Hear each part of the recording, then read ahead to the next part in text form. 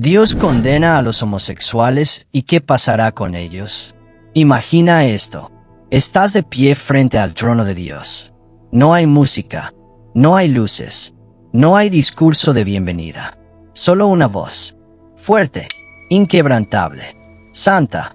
Y esa voz te mira directamente al alma y te dice, ¿qué hiciste con la verdad que te revelé? En ese momento, el cuerpo tiembla, la mente se queda en blanco. Y las excusas se derriten como cera al fuego. Porque frente al Dios eterno, la cultura no pesa, las opiniones humanas no valen, las tendencias sociales se desvanecen. Lo único que permanece es lo que Dios mismo ha declarado en su palabra. Y entre los temas más controversiales, más manipulados, más silenciados en esta generación está este. Condena a Dios a los homosexuales. ¿Y qué pasará con ellos? No te vayas. Lo que estás a punto de escuchar puede incomodarte, puede dolerte, puede volarte la cabeza, pero también puede salvar tu alma. Tal vez tú creciste en una iglesia que jamás te habló de este tema. O quizás escuchaste gritos, odio, dedos señalando. O tal vez te dijeron que todo está bien, que no importa cómo vivas, que Dios es solo amor y nada más. Pero dentro de ti hay una batalla. Una pregunta que no te deja dormir. Una voz que te susurra cuando nadie te ve. ¿Y si estoy equivocado? ¿Y si he edificado mi vida sobre una mentira? ¿Y si hay consecuencias eternas?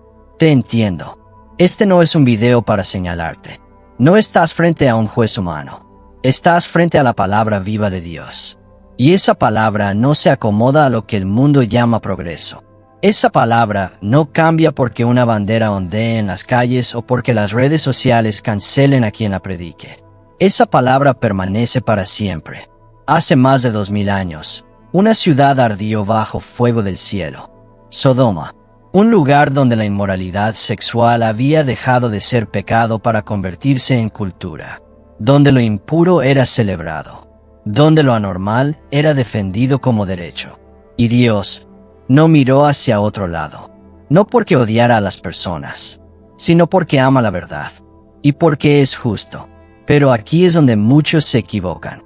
Creen que el juicio de Dios fue solo castigo, pero en realidad fue una advertencia, una alerta profética a todas las generaciones.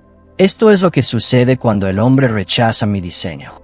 Ahora tú puedes pensar, pero yo nací así, pero yo no le hago daño a nadie. Pero Dios es amor. No. Jesús nunca habló de la homosexualidad. Eso ya no aplica en esta época. ¿Y sabes qué? Esas mismas frases han llevado a miles a justificar sus caminos. Pero una mentira repetida 1000 veces sigue siendo mentira. El hecho de que algo sea difícil de abandonar no lo convierte en aceptable. El hecho de que el mundo lo celebre no significa que el cielo lo apruebe. Y el hecho de que te cueste luchar contra ello no es razón para rendirte. La Biblia no es ambigua. No deja espacio para reinterpretaciones modernas. Cuando Pablo escribió a los Corintios, habló de aquellos que no heredarían el reino de Dios. Y en esa lista incluyó a los afeminados, a los que se echan con varones, junto con adúlteros, borrachos, idólatras y más. Pero luego dijo algo poderoso. Y esto erais algunos de vosotros, mas ya habéis sido lavados, santificados, justificados. ¿Te das cuenta? No se trata solo de condena. Se trata de transformación, de libertad, de redención, de esperanza. Entonces la pregunta no es si Dios condena a los homosexuales. La verdadera pregunta es, ¿estás dispuesto a dejar que Dios te libere de aquello que te está alejando de Él? Porque lo que Dios condena no es una orientación. Es un pecado practicado con conciencia, con persistencia, sin arrepentimiento. Y así como condena el orgullo, la fornicación, la idolatría o la codicia, también condena el uso del cuerpo en formas que niegan su propósito original. Y lo que pasará con los que persisten en ello, sin arrepentimiento, lo dice Apocalipsis. No entrarán en la ciudad santa. Su parte será el lago de fuego. No por ser homosexuales, sino por rechazar la verdad y abrazar la mentira. Pero hoy, si estás respirando, si estás viendo este video, Aún hay esperanza. No importa tu pasado. No importa cuánto hayas caído. No importa cuán profundas sean tus cadenas. Dios no ha terminado contigo.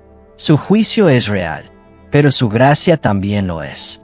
Y si tú decides hoy rendirte, confesar, buscar ayuda, llorar en el altar, y dejar que Cristo entre a lo más profundo de tu ser, Él te limpiará. Él no te promete una vida sin luchas, pero te promete que no pelearás solo, y que cada día, mientras caminas con Él, serás transformado de gloria en gloria. En los próximos minutos te voy a mostrar con pruebas bíblicas claras qué dice realmente Dios sobre este tema. Te voy a revelar los errores que cometen muchas iglesias y por qué tantos hoy están predicando un evangelio sin cruz. Y te voy a decir cómo encontrar verdadera libertad, no solo en tu orientación sexual, sino en cada área de tu vida. Pero antes de seguir, no cierres este video. No le pongas pausa, porque si lo haces, podrías estar rechazando una última oportunidad. Quédate conmigo y escucha lo que Dios está tratando de decirte, antes de que sea demasiado tarde.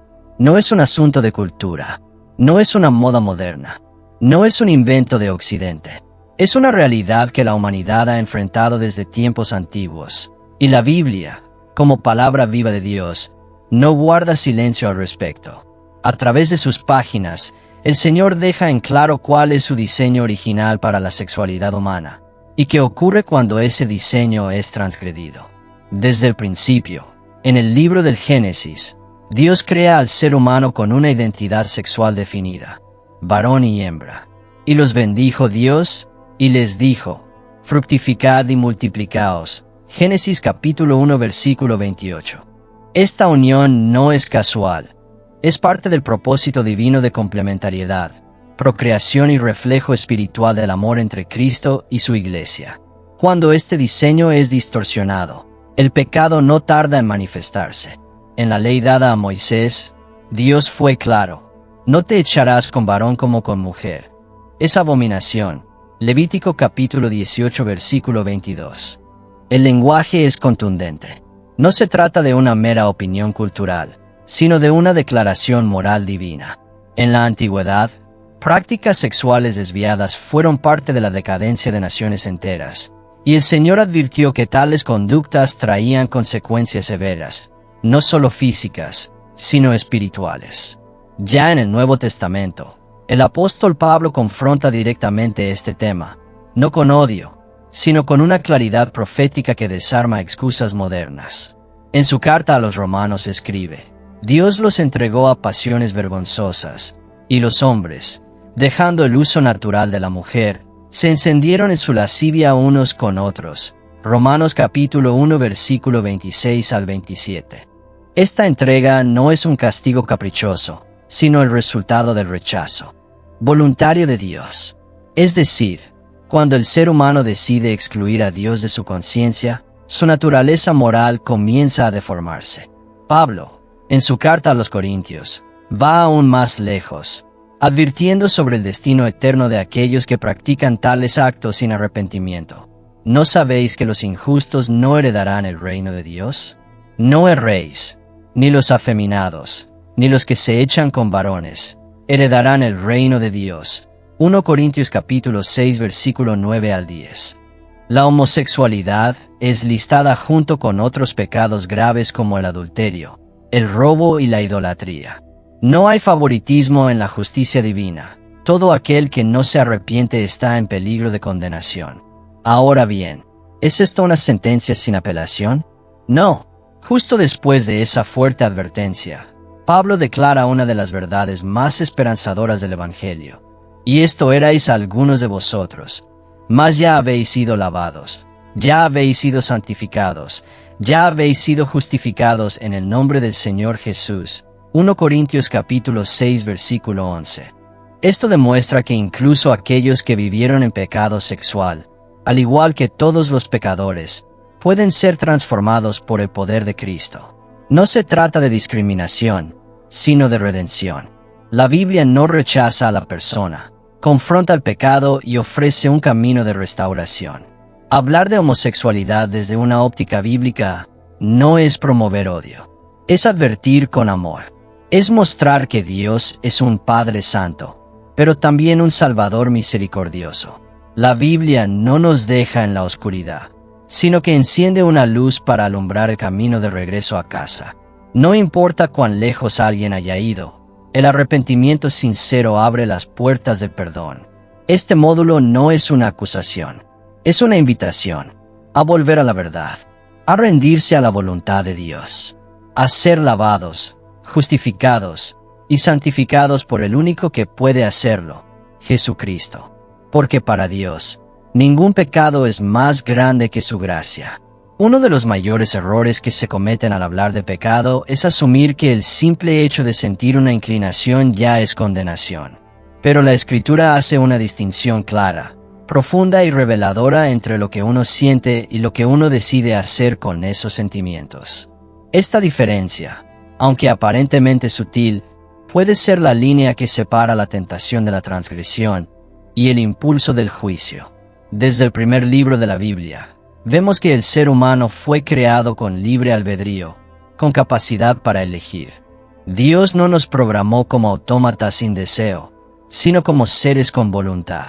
Y es precisamente allí donde se libra la mayor batalla espiritual, en el terreno de las decisiones. Sentir una inclinación no es en sí mismo pecado. Todos los seres humanos enfrentan deseos desordenados en algún momento. Algunos sienten impulsos de ira, otros de lujuria, otros de codicia, envidia o mentiras. Y algunos enfrentan inclinaciones sexuales que van en contra del diseño de Dios. La Biblia no niega que tales sentimientos puedan existir. Lo que condena es ceder ante ellos, justificarlos y construir una identidad basada en ellos. Santiago lo expone con precisión quirúrgica. Cada uno es tentado, cuando de su propia concupiscencia es atraído y seducido. Entonces la concupiscencia, después que ha concebido, da a luz el pecado, y el pecado, siendo consumado, da a luz la muerte. Aquí vemos el proceso. La tentación toca la puerta, pero es la voluntad la que decide si se abre o no. No eres culpable por ser tentado. Jesús mismo fue tentado en todo, pero sin pecado. La inclinación homosexual, al igual que cualquier inclinación que contradiga la palabra de Dios, puede llegar sin aviso, en forma de pensamientos, emociones o atracciones. Pero lo que determina el juicio no es sentir, sino actuar con base en ese deseo y persistir en ello sin arrepentimiento. Dios no pide perfección en nuestras emociones, sino obediencia en nuestras acciones. La santidad comienza cuando una persona decide no alimentarse de sus impulsos, sino someter su carne al Espíritu. El mundo hoy grita que si lo sientes, hazlo, pero el Evangelio enseña, si lo sientes, llévalo a la cruz. Porque en la cruz se crucifican los deseos que nos alejan de Dios. El verdadero cristiano no es quien nunca siente tentaciones, sino quien las lleva a los pies de Cristo una y otra vez, buscando fuerza para no caer. Es necesario que la Iglesia recupere esta verdad. No se debe condenar al que lucha, sino al que se rinde a su pecado sin lucha, al que lo normaliza, lo celebra y se niega a cambiar. La inclinación no define a una persona, pero la práctica constante y voluntaria sí tiene consecuencias espirituales eternas. La Biblia es clara. Los actos pecaminosos no arrepentidos llevan a la muerte, no las tentaciones resistidas con sinceridad y dependencia de Dios. Dios conoce el corazón de cada persona. Él sabe cuando alguien está luchando, llorando, clamando por ayuda. Y a ese alma que no quiere rendirse al pecado, aunque tropiece, Él le extiende su gracia. Pero al que se complace en su pecado y justifica su práctica, la misma gracia se convierte en juicio, porque fue rechazada con desprecio. Este módulo no es una excusa para la debilidad, sino una esperanza para el que pelea. Si sientes una inclinación que va en contra de Dios, no estás condenado, mientras no la conviertas en tu estilo de vida. Hoy puedes elegir vivir en el Espíritu y no en la carne. Hoy puedes comenzar una vida de dominio propio, limpieza y restauración. Porque donde abundó el pecado, sobreabundó la gracia. Y esa gracia sigue disponible para los que prefieren ser fieles a Dios antes que esclavos de sus deseos. Una de las frases más repetidas en muchos púlpitos y conversaciones cristianas es esta: para Dios, todos los pecados son iguales. Pero, ¿es eso realmente lo que enseña la Biblia? ¿Puede colocarse en el mismo nivel una mentira piadosa con un asesinato? ¿Es lo mismo un pensamiento de envidia que la persistente práctica del pecado sexual? Este módulo invita a derribar mitos religiosos y a examinar, con reverencia verdad, lo que Dios ha revelado en su palabra. Sí, es cierto, todo pecado, por más pequeño que parezca, nos separa de la gloria de Dios. Así lo enseña Romanos: todos han pecado, y por tanto, todos necesitan redención. El más justo entre los hombres, si falla en un solo punto, ya se ha hecho culpable. En ese sentido, todos los pecados tienen una raíz común: la rebelión contra Dios. Pero eso no significa que todos los pecados tienen el mismo peso, las mismas consecuencias o el mismo juicio ante el trono eterno. Jesús mismo habló de pecados mayores. Cuando estuvo frente a Pilato, le dijo claramente: el que me entregó a ti, mayor pecado tiene. Si hay un pecado mayor, entonces hay uno menor. No lo dice una interpretación humana, lo afirma el propio Salvador. En otra ocasión, habló de quienes tendrían mayor condenación. También advirtió que algunos recibirían más azotes que otros. Y en el juicio final, Jesús habló de castigos más severos para ciudades que rechazaron la verdad, en comparación con Sodoma y Gomorra. La Biblia también nos muestra que no todos los pecados tienen las mismas consecuencias terrenales ni espirituales. Algunos corrompen el cuerpo, otros el alma. Algunos afectan a multitudes, otros parecen silenciosos pero destruyen lentamente. El pecado sexual, por ejemplo, es presentado como una transgresión especial. No solo es contra Dios, sino contra el propio cuerpo, el templo del Espíritu Santo. Y cuando ese pecado se convierte en una práctica habitual, sin arrepentimiento, sin lucha, sin conciencia, la oscuridad espiritual se intensifica. Es por esto que los pecados no deben relativizarse. Pensar que todo da igual lleva a la tibieza, a la apatía, al autoengaño. Una cosa es reconocer que todos necesitamos el perdón de Dios. Otra muy distinta es asumir que todas las faltas tienen el mismo peso moral. Quien roba un pan no es igual, ni en juicio ni en propósito, a quien destruye familias enteras con su perversión. Dios es justo, y en su justicia pesa los corazones, las intenciones y las acciones. Pero aquí viene la esperanza. No importa cuán grave haya sido el pecado, el sacrificio de Cristo en la cruz es más que suficiente. La sangre derramada en el Calvario no fue para cubrir solo pecados ligeros, fue para arrancar de raíz las cadenas más oscuras del alma humana. Desde un pensamiento de orgullo hasta los actos más impuros, todo puede ser perdonado cuando hay arrepentimiento genuino. Este módulo no es para condenar al que ha pecado, sino para despertar al que duerme en la mentira de la igualdad superficial. Si todos los pecados fueran iguales, Jesús no habría hablado con tanta severidad de ciertos actos. Si todos los pecados fueran iguales, el juicio no tendría grados, y la cruz no tendría sentido. Pero la palabra es clara: hay pecados más graves, más destructivos, más difíciles de abandonar. Y sin embargo, todos pueden ser lavados si el corazón se rinde ante Dios con quebranto y fe. No se trata de juzgar con dureza, sino de reconocer con seriedad lo que Dios aborrece y clamar por su misericordia. Hoy es tiempo de examinar nuestra vida, no con ligereza, sino con temor reverente. Porque el Dios que perdona, también juzga. Y lo hace con justicia, pero también con un amor que aún llama a los más perdidos a volver. Esta es la pregunta que muchos no se atreven a hacer, pero que miles gritan desde lo más profundo de su alma. ¿Puede una persona que ha vivido en la práctica homosexual cambiar verdaderamente? ¿Es posible dejar atrás años de deseos, vínculos, costumbres e identidad para caminar en una nueva dirección? El mundo responde que no. La cultura actual afirma que es imposible, que naciste así y que negarlo es represión. Pero la palabra de Dios responde con una verdad rotunda, poderosa e inquebrantable. Sí, sí se puede cambiar. y no por fuerza humana, sino por el poder transformador de Jesucristo.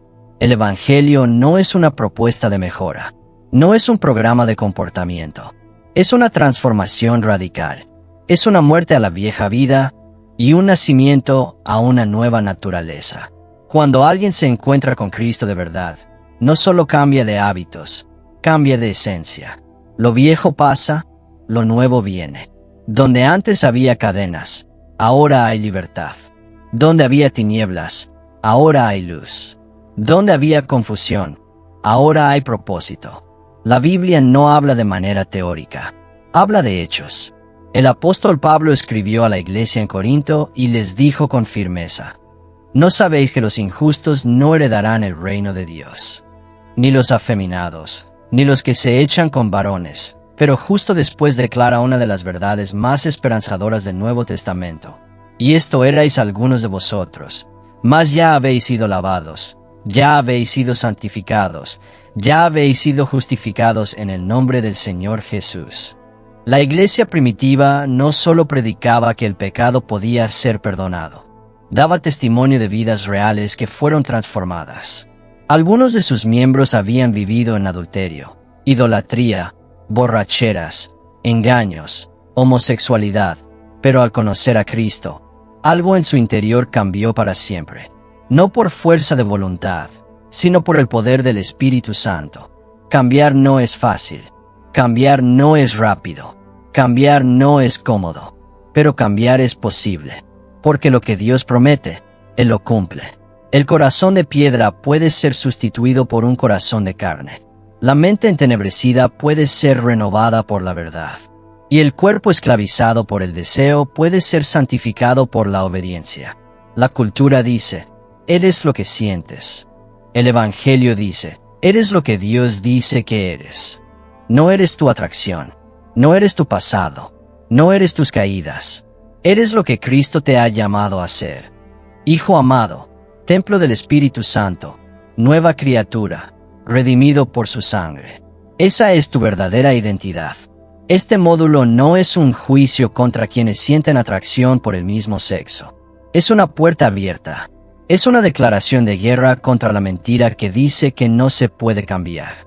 Sí se puede, si hay esperanza, si hay restauración, y está disponible para todo aquel que tenga el valor de rendirse completamente al Señor. No importa cuán profunda haya sido la herida, cuán larga haya sido la práctica, o cuántas veces hayas fallado. El mismo Dios que resucitó muertos, que restauró leprosos, que devolvió la vista a los ciegos, puede restaurar tu sexualidad, tu mente y tu alma. No estás solo. No eres un caso perdido. Cristo sigue salvando, sigue limpiando, y sigue transformando.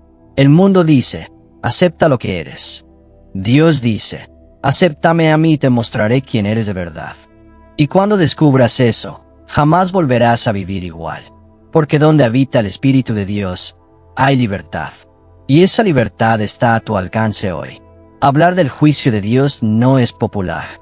Incomoda, sacude, ofende. Pero negarlo sería traicionar la verdad del Evangelio.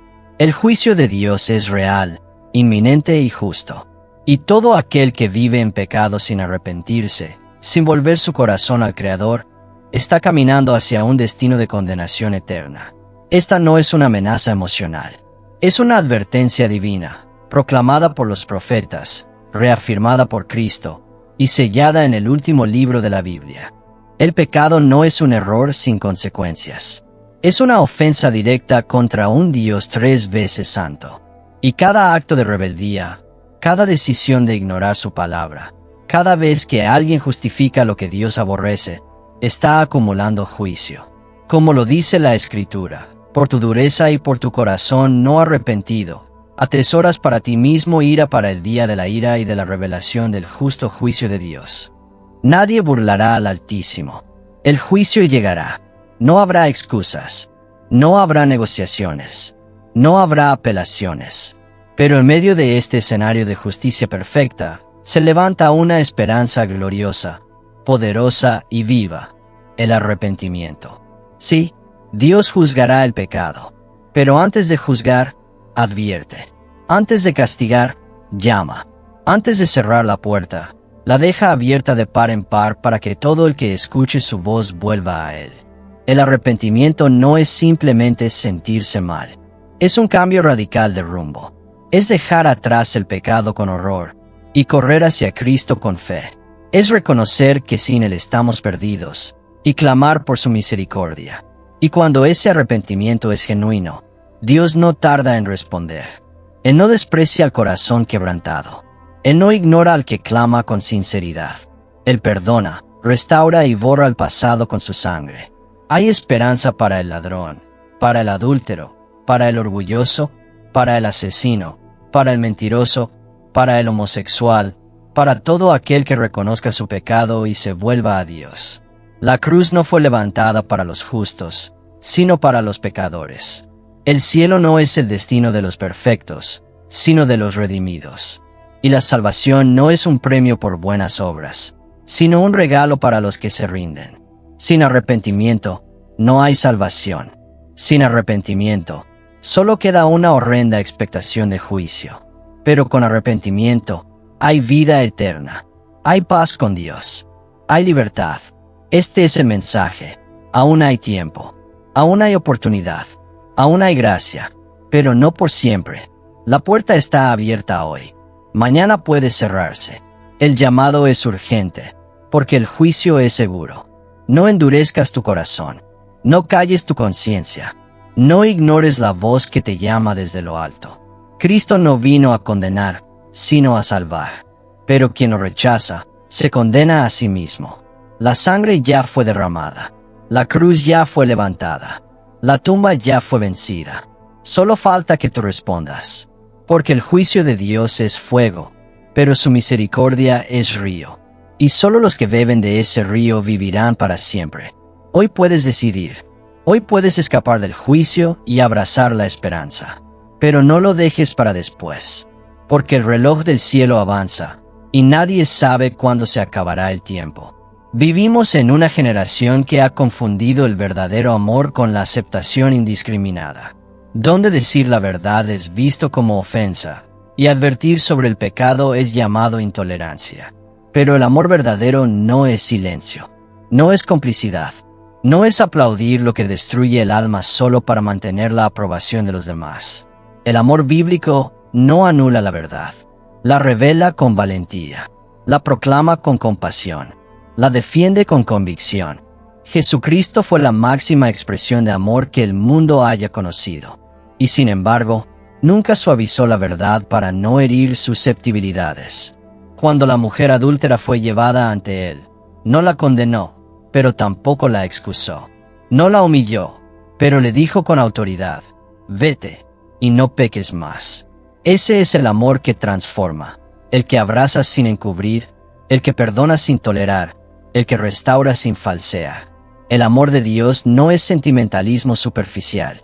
Es fuego que purifica, es martillo que quebranta, es bálsamo que sana, pero también espada que separa lo santo de lo profano. Cuando decimos amar a las personas, pero les ocultamos la verdad de su condición espiritual, no las estamos ayudando, las estamos condenando con una sonrisa en el rostro. Porque el alma no se salva con palabras suaves, sino con verdades eternas. Muchos hoy predican un evangelio diluido. Un evangelio sin cruz, sin arrepentimiento, sin transformación. Pero ese no es el evangelio de Cristo. El verdadero evangelio te ama tal como eres, pero te ama tanto que no te deja igual. El verdadero amor no se conforma con verte en el barro. Desciende, te toma de la mano, y te saca de ahí, aunque tengas que llorar, romper cadenas, y morir al yo. Decirle a alguien que su pecado lo aleja de Dios, no es odio, es misericordia, es responsabilidad espiritual, es amor que no quiere verte en el infierno. El problema no es decir la verdad, el problema es cómo lo hacemos. La verdad debe ser hablada con ternura, pero también con firmeza, no como un látigo, sino como una lámpara, no como una piedra, sino como una guía. Jesús nunca hizo concesiones con el pecado. No adaptó su mensaje para agradar al mundo. Y si nosotros decimos ser sus discípulos, tampoco podemos hacerlo. Amar a alguien no significa afirmar su estilo de vida si éste lo lleva a la perdición. Significa decirle con lágrimas en los ojos: hay un camino mejor, hay libertad en Cristo, hay esperanza si te vuelves a Dios. Este módulo es un llamado urgente a los cristianos a recuperar el coraje de predicar el Evangelio completo, no uno edulcorado por el miedo, ni moldeado por las opiniones del momento. El amor no anula la verdad, la hace más necesaria, porque sin verdad, el amor se convierte en complicidad, pero con verdad, el amor se convierte en salvación. Dios no necesita embajadores temerosos, necesita portadores de luz. La verdad, aunque duela, es el inicio de toda sanidad, y cuando se habla con amor, no destruye, despierta, no condena, redime, no hiere, abre los ojos. Porque el amor que viene de Dios no es emocionalismo, es redención con propósito. Y esa redención solo comienza cuando nos atrevemos a decir la verdad. En medio de un mundo donde el pecado se disfraza de derecho, donde la confusión se celebra como identidad, y donde el mal se reviste de tolerancia, la Iglesia se encuentra ante una disyuntiva crucial: callar para agradar o hablar para redimir. Y la forma en que la Iglesia responda a los desafíos morales y espirituales de esta generación definirá si está viva en el espíritu o dormida en la comodidad. La Iglesia no fue llamada a ser un espectador pasivo. Fue enviada como luz en medio de las tinieblas, como sal que impide la corrupción. Pero esa luz pierde su poder cuando se esconde, y esa sal se vuelve inútil cuando se contamina. No podemos ser una iglesia muda ante el pecado, ni una iglesia fría ante el sufrimiento, ni una iglesia ciega ante la necesidad de redención. El llamado sigue siendo el mismo: predicar la verdad en amor, con gracia pero con autoridad, con compasión pero con convicción. La iglesia debe ser un lugar de verdad, no de negociación. No puede adaptar el mensaje del Evangelio para atraer multitudes, ni rebajar el estándar de santidad para no incomodar. Jesús nunca hizo eso. Él confrontó, enseñó, amó y transformó. Y la iglesia que lleva su nombre debe hacer lo mismo. Una iglesia que no confronta el pecado está traicionando al Dios que la instituyó. Pero hay algo más. La iglesia no solo está llamada a señalar lo que está mal, sino a abrazar al caído, a restaurar al quebrantado, a caminar junto al que lucha. Es fácil condenar desde un púlpito, pero el verdadero poder está en arrodillarse al lado del pecador, llorar con él, orar por él y ayudarlo a levantarse. La iglesia no debe ser un tribunal que sentencia, sino un hospital que sana, un refugio que cobija, una familia que abraza sin aprobar lo que destruye. Muchos homosexuales, adúlteros, drogadictos y perdidos han entrado a iglesias buscando esperanza, y han salido con más vergüenza.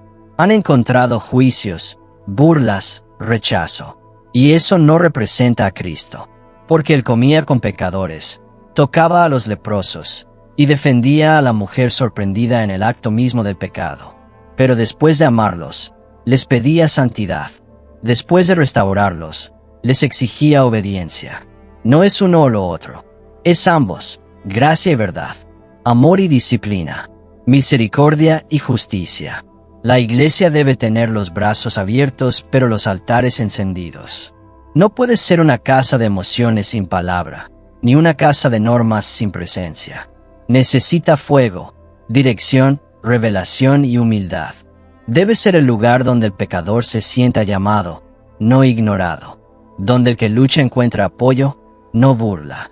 Donde la verdad se diga completa, aunque duela, porque el alma está en juego. Y sobre todo, la iglesia debe ser una voz profética que no se doblega ante el espíritu de este siglo. No estamos aquí para agradar al mundo, sino para agradar al Padre. No para defender ideologías, sino para predicar la verdad que salva. No para entretener a las masas, sino para preparar una novia pura para Cristo. Este módulo es un llamado a despertar, a volver a las rodillas, a dejar la indiferencia y abrazar el propósito eterno. La iglesia no puede seguir en silencio mientras las almas caminan hacia el abismo. Debe hablar, actuar, restaurar, interceder, corregir y amar con el fuego del cielo. Porque si la iglesia no lo hace, ¿quién lo hará? Y si no es ahora, ¿cuándo? La hora es esta. El campo está listo. Y el mensaje debe ser claro. En Cristo hay salvación, pero fuera de Él, no hay esperanza. La iglesia tiene la llave, y debe usarla con valentía. Si este mensaje tocó tu corazón, si sentiste que Dios te habló directamente, no te vayas sin hacer algo. Suscríbete ahora para recibir más mensajes que no te endulzan el oído, pero que te confrontan con la verdad que salva. Comenta abajo lo que este video despertó en ti. Tu testimonio, tu lucha, tu opinión sincera puede ser la luz que otro necesita. Y comparte este video con alguien que lo necesite, porque quizás, a través de ti, Dios le esté dando una última oportunidad de volver. No calles la verdad. No guardes lo que puede salvar a otro. Haz clic, comenta, comparte, y deja que Dios siga obrando. Esto no termina aquí. Esto recién comienza.